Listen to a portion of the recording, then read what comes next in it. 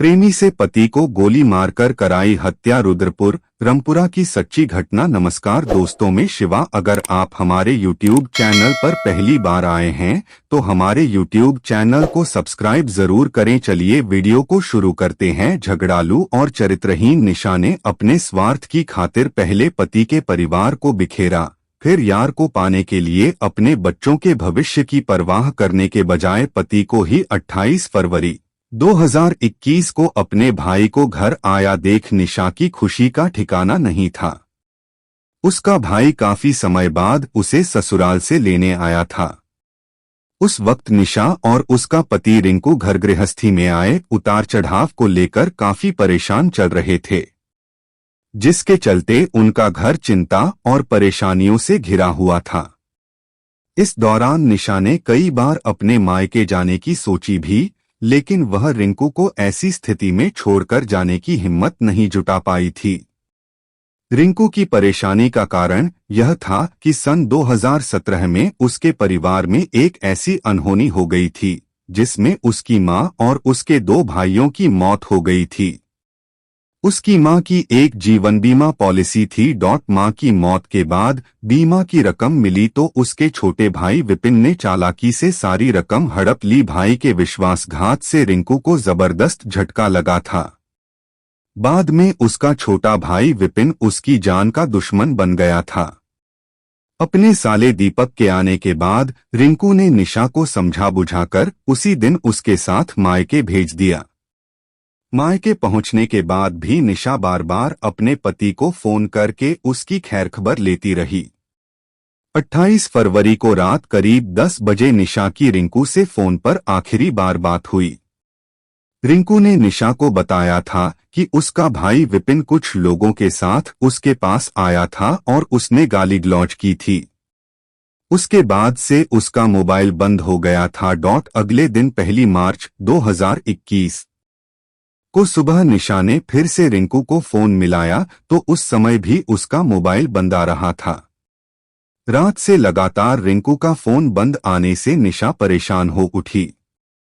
जब उससे नहीं रहा गया तो वह भाई दीपक को साथ लेकर ससुराल जा पहुंची, लेकिन वहां उसके घर का दरवाजा अंदर से बंद था, जिसे देख निशा और उसका भाई दीपक परेशान हो उठे।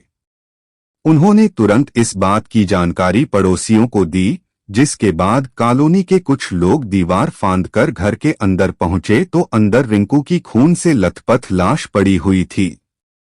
पति की लाश देखते ही निशा चक्कर खाकर गिर पड़ी। रिंकू की हत्या की बात सुनकर पूरे मोहल्ले में सनसनी फैल गई। इस बात की सूचना तुरंत पुलिस को दी गई। बंद घर में एक युवक की हत्या की बात सुनते ही पुलिस आनन फानन में घटनास्थल पर पहुंच गई। यह घटना रुद्रपुर ऊधम सिंह नगर से सटे भदेईपुरा इलाके की है। वह जगह रामपुरा चौकी के अंतर्गत आता था, इसलिए जानकारी मिलते ही रामपुरा चौकी प्रभारी अनिल जोशी ने इस घटना की जानकारी उच्चाधिकारियों को दी और खुद घटनास्थल की ओर रवाना हो गए। सूचना मिलते ही रुद्रपुर कोतवाल N Pant, CO city Amit Kumar, SP crime Mithilesh Singh और एसएसपी दलीप सिंह कुंवर भी घटनास्थल पर पहुंच गए। रिंकू की लाश बंद घर के अंदर मिली थी। किसी ने रिंकू के सिर में सटाकर गोली मारी थी, जिससे उसकी मौके पर ही मौत हो गई थी। इस हत्या की जांच पड़ताल करते हुए पुलिस ने सबसे पहले मृतक की बीवी निशा से पूछताछ शुरू की। निशा ने बताया कि वह एक दिन पहले ही अपने भाई के साथ मायके चली गई थी, जहां पर उसे पति द्वारा ही पता चला था कि उसके भाई विपिन ने उसके साथ गाली गलौज की थी। उसके बयान के आधार पर पुलिस ने मृतक के भाई विपिन और उसके एक सहयोगी को पूछताछ के लिए हिरासत में ले लिया। एसएसपी ने केस की तह तक जाने के लिए एसओजी समेत 3 टीमों को लगाया। लाश को देखकर लग रहा था कि रिंकू की हत्या कई घंटे पहले की गई थी। पुलिस ने पड़ोसियों से बात की तो उन्होंने बताया कि उन्होंने गोली की कोई आवाज नहीं सुनी थी। हालांकि मृतक की बीवी ने अपने ही देवर पर रिंकू की हत्या का आरोप लगाया था। लेकिन पुलिस के लिए इस तरह के सबूत तब तक मायने नहीं रखते जब तक पुलिस हत्या से संबंधित कोई तथ्य न जुटा ले। पुलिस ने अपनी कार्रवाई को आगे बढ़ाते हुए रिंकू की लाश पोस्टमार्टम हेतु जिला अस्पताल भिजवा दी, लेकिन पोस्टमार्टम होने से पहले ही मृतक के ससुराल वालों ने पोस्टमार्टम का विरोध करते हुए हंगामा करना शुरू कर दिया। उनका कहना था कि पहले इस हत्या केस का खुलासा करो, बाद में पोस्टमार्टम कराना। पुलिस के काफी समझाने के बाद भी वे लोग मानने को तैयार नहीं हुए थे। रिंकू के ससुराल वाले उसके छोटे भाई समेत अन्य कई रिश्तेदारों पर उसकी मां के एक्सीडेंट क्लेम के रुपए हड़पने के लिए हत्या का आरोप लगा रहे थे। तफ्तीश में जुटी पुलिस इस मामले में रिंकू ने कोर्ट के माध्यम से 22 फरवरी 2020 को रुद्रपुर कोतवाली में अपने छोटे भाई विपिन के खिलाफ धोखाधड़ी का केस दर्ज कराया था। यह बात पुलिस के संज्ञान में थी। उन्हीं तथ्यों के आधार पर 1 मार्च को निशा यादव की ओर से देवर विपिन यादव, सचिन यादव और दीपक यादव के खिलाफ कोतवाली में रिंकू की हत्या की नामजद रिपोर्ट दर्ज कर ली गई। मुकदमा भादमवी की धारा 302 के तहत दर्ज किया गया। पुलिस ने इस केस की तहकीकात शुरू करते हुए सर्विलांस की मदद से रिंकू के घर के आसपास लगे सीसीटीवी कैमरे खंगालने शुरू कर दिए। उसी दौरान पुलिस ने रिंकू के घर के पास स्थित दुकानदार पुष्पेंद्र से पूछताछ की तो उसने बताया कि 28 फरवरी की शाम रिंकू उसकी दुकान से सिगरेट लेने आया था। उस वक्त उसके साथ 3 अन्य लोग भी थे जिन्हें वह नहीं जानता। इस बात की जानकारी मिलते ही पुलिस ने रिंकू के मोबाइल की कॉल डिटेल्स खंगाली, जिससे पता चला कि उस वक्त उसकी पत्नी ने ही उससे बात की थी। पुलिस ने निशा से पूछताछ की तो निशा ने अपनी सफाई देते हुए अपनी तरफ से अपने 2 गवाह पेश करके साबित करने की कोशिश की कि उसके भाई और बहन ने विपिन और उसके साथियों को घर से तमंचा लेकर भागते हुए देखा था। पुलिस ने उसके भाई और बहन के बारे में जांच पड़ताल की तो पता चला कि उसके भाई बहन भदईपुरा में रहते ही नहीं तो उन्होंने उनको भागते हुए कैसे देख लिया। निशा का बिछाया यही जाल उसके लिए जी का जंजाल बन गया। पुलिस को संदेह हो गया कि जरूर रिंकू की हत्या करने में निशा की ही भूमिका रही होगी। हालांकि पुलिस ने इस केस को पारिवारिक विवाद से जोड़कर 2 संदिग्धों को हिरासत में लेकर पूछताछ भी शुरू कर दी थी, लेकिन जब पुलिस को निशा ही संदिग्ध लगी तो पुलिस ने उसे भी पूछताछ के लिए हिरासत में ले लिया। निशा को हिरासत में लेकर पुलिस ने उसकी कॉल डिटेल्स निकाली तो उसके नंबर पर सबसे ज्यादा बात भदईपुरा निवासी उसके पड़ोसी अभिषेक यादव से होती पाई गई। 28 फरवरी 2021 को भी निशा और अभिषेक यादव के बीच कई बार बात हुई थी। पुलिस ने निशा से कड़ी पूछताछ की तो वह पुलिस के दांवपेच में फंसती चली गई। आखिरकार उसने स्वीकार कर लिया कि उसने ही अभिषेक से मिलकर अपने पति की हत्या कराई है। उसने पुलिस को बताया कि अभिषेक यादव और उसके बीच काफी समय से अवैध संबंध थे। इस बात का शक उसके पति रिंकू को हो गया था। उसने एक दिन हम दोनों को रंगे हाथों घर में ही पकड़ लिया था, जिसके बाद उसका पति से मनमुटाव हो गया था। उसी मनमुटाव के चलते उसने अभिषेक से मिलकर उसकी हत्या करा दी, नाजायज फायदा उठाया। उसके बाद उसने अपने पारिवारिक संबंधों का नाजायज फायदा उठाते हुए इस केस में अपने ही परिवार वालों को घसीटने की कोशिश की। निशा तेजतर्रार महिला थी। उसने रिंकू के साथ कोर्ट मैरिज की थी। रिंकू से कोर्ट मैरिज करने के बाद उसने रिंकू को कैसे अपनी अंगुलियों के इशारे पर नचाया, यह रोमांचक कहानी है। रुद्रपुर ऊधम सिंह नगर से लगभग 1 किलोमीटर दूर किच्छा मार्ग पर एक कॉलोनी है भदईपुरा। इसी कॉलोनी में भान सिंह यादव का परिवार रहता था। भान सिंह के 4 बेटे थे। समय के साथ चारों बेटे जवान हुए तो वे भी कामों में अपने पिता का सहयोग करने लगे। चारों बेटों ने मिलजुल कर काम करना शुरू किया तो भान सिंह के परिवार की स्थिति इतनी मजबूत हो गई कि उसी कमाई के सहारे उसने मकान भी बनवा लिया। भान सिंह ने समय से 2 बेटों की शादी कर दी थी। रिंकू तीसरे नंबर का था। रिंकू ने किसी फोटोग्राफर के यहाँ रहकर फोटोग्राफी का काम सीखा और वह शादी विवाह में फोटोशूट का काम करने लगा। उसी दौरान किसी बीमारी के चलते भान सिंह की मृत्यु हो गई। भान सिंह के निधन से घर की जिम्मेदारी चारों बेटों पर आ गई। चारों बेटे पहले की तरह ही एकमत होकर घर की सारी जिम्मेदारी निभाते रहे।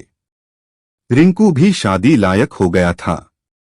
रिंकू फोटोग्राफी का काम करता था, इसलिए उसे अक्सर बाहर रहना पड़ता था। अब से करीब 8 साल पहले रिंकू दिल्ली में किसी शादी में फोटोशूट के लिए गया हुआ था। उसी दौरान उसकी मुलाकात निशा से हुई। निशा देखने भालने में ठीक ठाक थी। शादी में फोटोशूट के दौरान वह रिंकू से इम्प्रेस हुई तो उसने रिंकू का फोन नंबर ले लिया। उस शादी के बाद रिंकू अपने घर आ गया। रिंकू के घर आने के 1-2 दिन बाद ही रिंकू के पास निशा के फोन आने लगे। फोन पर बात होने के दौरान ही निशा ने बताया कि हल्द्वानी और रुद्रपुर में उसकी बहनें रहती हैं। वह उनके घर भी आती जाती है। समय गुजरते निशा और रिंकू के बीच प्रेम अंकुरित हुआ और दोनों ही एक दूसरे के साथ जिंदगी बिताने के सपने देखने लगे।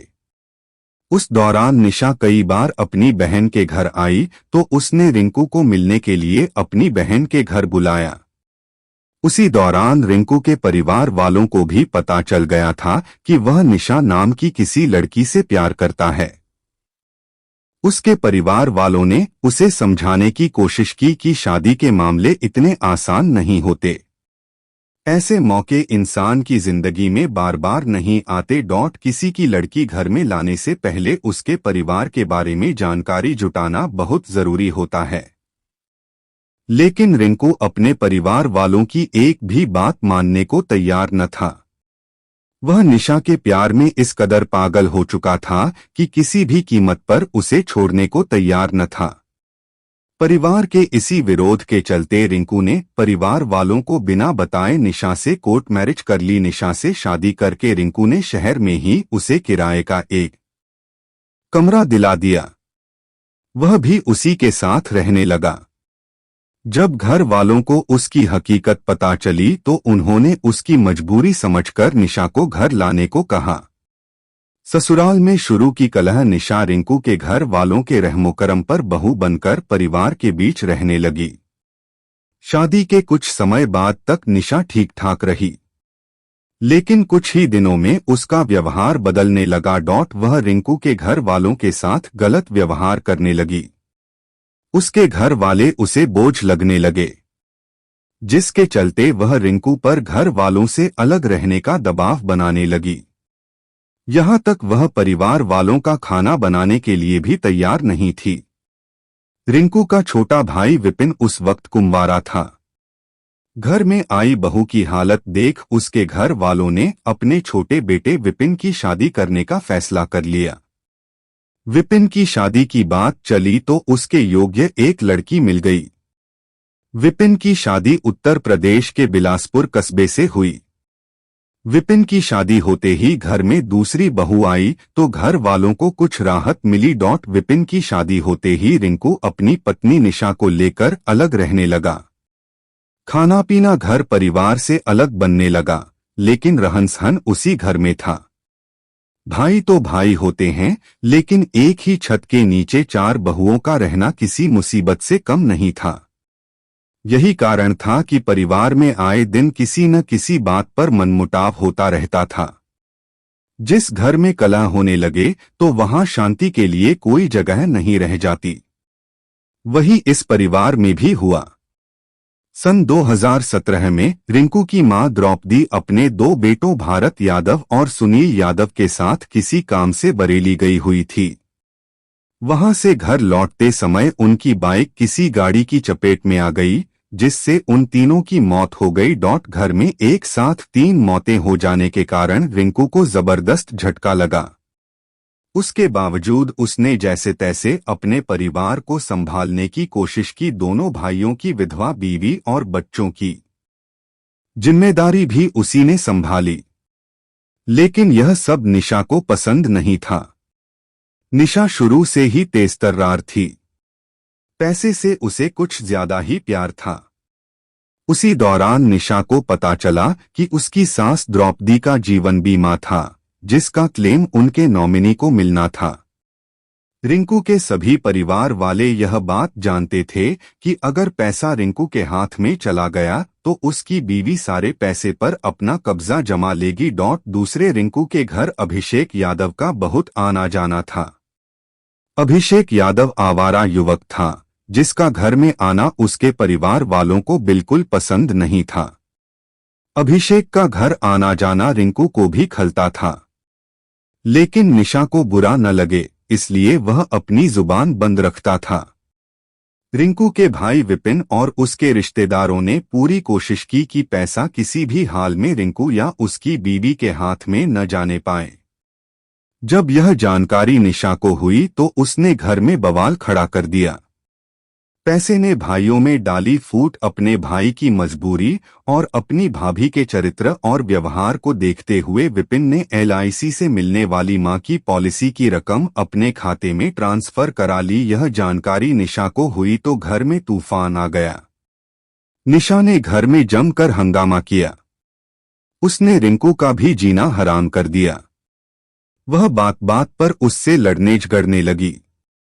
इस बीच अभिषेक यादव का भी आना जाना बढ़ गया था, जिससे उसके परिवार वाले बुरी तरह चिढ़ते थे।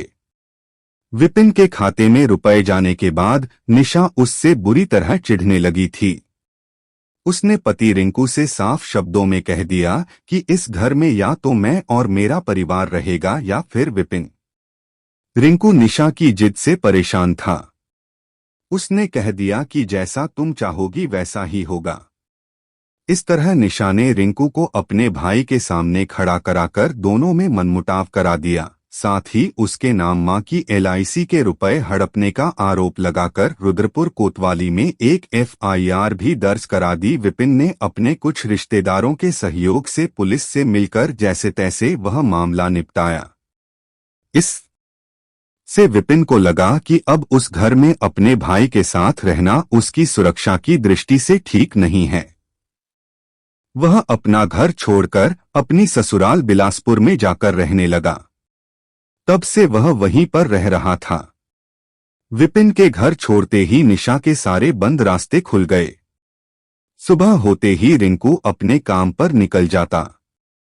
उसके बाद वह अभिषेक को फोन करके अपने घर बुला लेती थी। रिंकू के अभी 2 ही बच्चे थे, जिनमें बड़ी बेटी मानवी 5 वर्ष की थी और उससे छोटा बेटा मानव 3 वर्ष का था। मानवी तो स्कूल जाने लगी थी, लेकिन बेटा अभी छोटा था, जिससे निशा को कोई खास परेशानी नहीं होती थी।